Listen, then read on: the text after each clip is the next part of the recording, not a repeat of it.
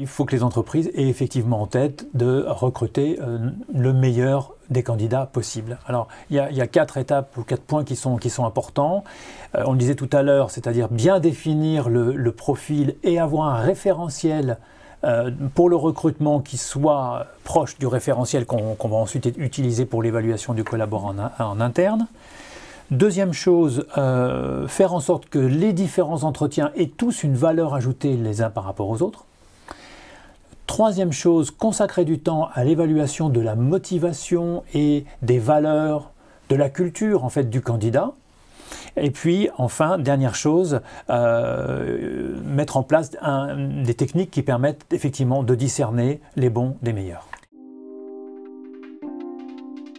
LinkedIn, au jour d'aujourd'hui, c'est plus de 400 millions de membres inscrits, donc une belle progression, et qui compte au jour d'aujourd'hui effectivement également 200 millions de CV qui sont enregistrés sur LinkedIn. Donc il se positionne comme le numéro 1 des réseaux sociaux professionnels sur le marché, et c'est devenu une véritable référence tant côté recrutement que, comme vous l'avez expliqué, côté business. Il y a effectivement différents types d'entretiens. D'abord, un premier entretien qui est un entretien téléphonique, bien évidemment. On ne va pas faire déplacer un candidat si, déjà au niveau de la voix et au niveau du descriptif, il ne nous semble pas attractif. Deuxième entretien, un entretien en face à face, et puis on en sortira une shortlist de 2-3 candidats qu'on aura envie, et je pense que c'est souvent nécessaire, de revoir une deuxième fois pour conforter définitivement le choix.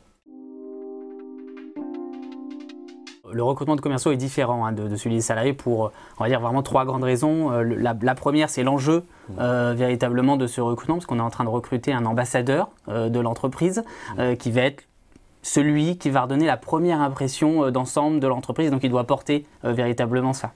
La deuxième chose qui vraiment montre la différence, c'est le fait qu'on est en face d'un collaborateur qui sait se vendre. Et donc ça demande au patron de l'entreprise d'être capable d'aller chercher chez cette personne qui sait se vendre quelques défauts, parce qu'il y en a toujours chez les différentes personnes, et donc ça demande un peu de malignerie, on va dire, du côté du patron.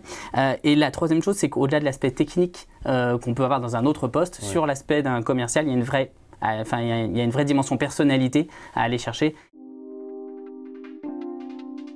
Déjà, un talent, c'est un collaborateur qui a un potentiel et une performance particulière.